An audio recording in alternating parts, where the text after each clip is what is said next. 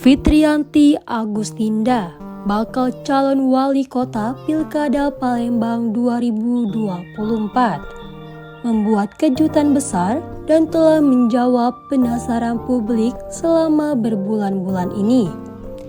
Fitriyanti Agustinda telah memutuskan menggandeng Nandriani Oktariana untuk bertarung di Pilkada Palembang 2024.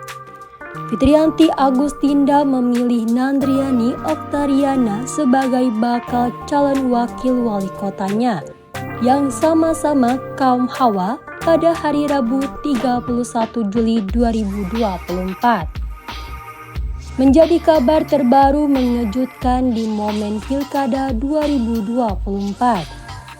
Hal ini terbukti Fitriyanti Agustinda sebagai Ketua DPD Partai Nasdem Palembang segera mendapatkan SK DPP Partai Nasdem dan PAN berpasangan dengan Nandriani Oktariana.